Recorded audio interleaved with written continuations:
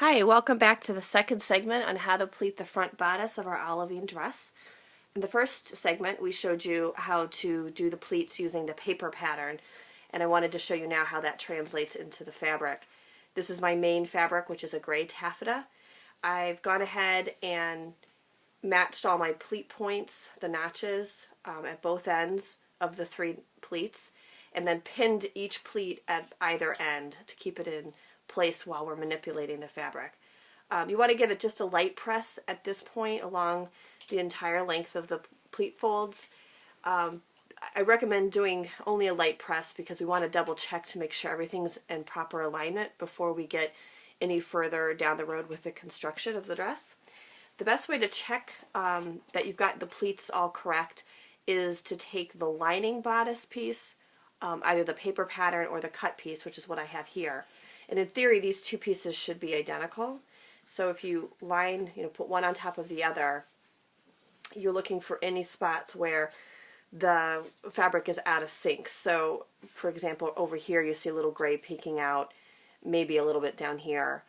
So anywhere you would see, the two layers not lining up correctly, you want to go back and investigate, look at your pleats, make sure they're perfectly, aligned. You want to make sure you double check your notches and at the top and the bottom, because any little shift, even a quarter inch off, could throw the whole garment out of whack. In particular, you're concerned about these three pleats down here because they need to match up with the three pleat lines on the main skirt. So once you feel pretty confident that you've got it all the pleats put together and aligned correctly, it's time to give it a good final press.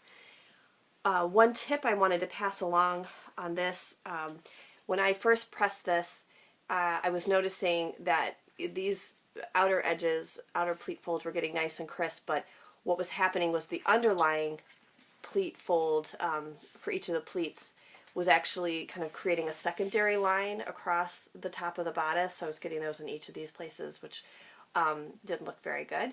So as it happens, I came across a tip in an email newsletter last week that came in handy.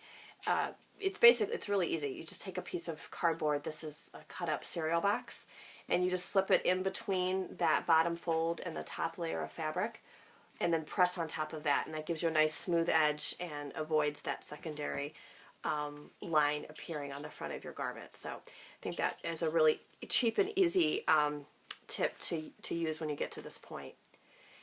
So the final step in the bodice is making sure the pleats are stabilized and secure, so that when you continue to sew it and when the dress is worn, the pleats stay nice and crisp and in place. One thing that could happen, for example, would be that as the dress is worn, it might gape a little, like the pucker outwards. So to prevent that, we're going to take the bodice back over to the machine and flip back the topmost layer and sew along this inside fold of this front pleat. So you would stay probably a quarter to an eighth of an inch on this side of that pleat, and by keeping it on this side a little bit away from it, it won't actually show from the front of the garment when it's worn. So I did the third pleat here, and I wanted to show you what that looks like. So you can see from the front of the garment that it doesn't pucker outwards. From underneath, when you flip it back, not sure how well you can see that, but there's the line running along that inside pleat fold. And then after you get those three lines sewn, you want to stay stitch with just a tight stitch within the seam allowance along the open ends of all three pleats. So you would do it down the bottom, up here at the armhole, this shoulder seam, and then just along this neck edge here.